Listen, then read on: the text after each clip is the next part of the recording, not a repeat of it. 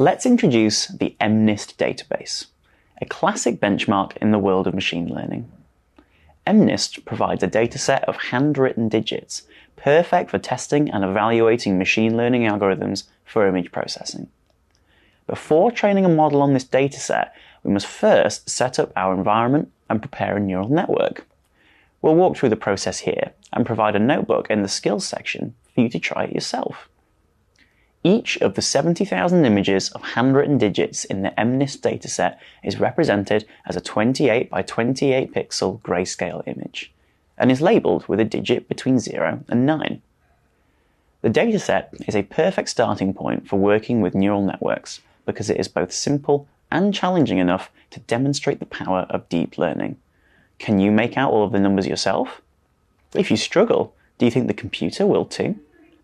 Before we can start building our neural network, we need to prepare the data.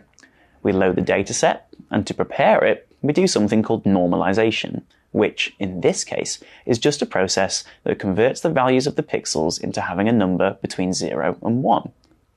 Having all of the values within this range can make it more efficient to process. We then split the data into training and test sets and start to define the architecture of our neural network. We'll start with a simple ANN with 3 main layers: the input layer, one hidden layer, and an output layer. Because each image is 28 by 28 pixels, our input layer will need 784 neurons, set in the variable num input nodes, one for each pixel. We will add a single hidden layer with 128 neurons, arrived at by a mix of experience and experimentation. There is no magic formula for this number.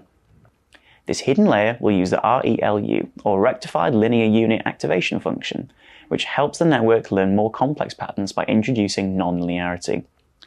The hidden layer is a dense layer, meaning the neurons in it are fully connected. The output layer will have 10 neurons, set in the variable num output nodes, corresponding to the 10 possible digit classes, 0 through 9. We'll use the softmax activation function in this layer, which is ideal for multi-class classification problems. Now that we've defined the architecture, we can build or compile it using the Keras deep learning framework. The final parameters are covered in more detail later. We have just set up an ANN. Next, we have to train it, letting it learn from the data by adjusting weights and biases through backpropagation. But we'll cover that in the next section. Setting up a neural network may seem daunting at first, but with practice, it becomes second nature.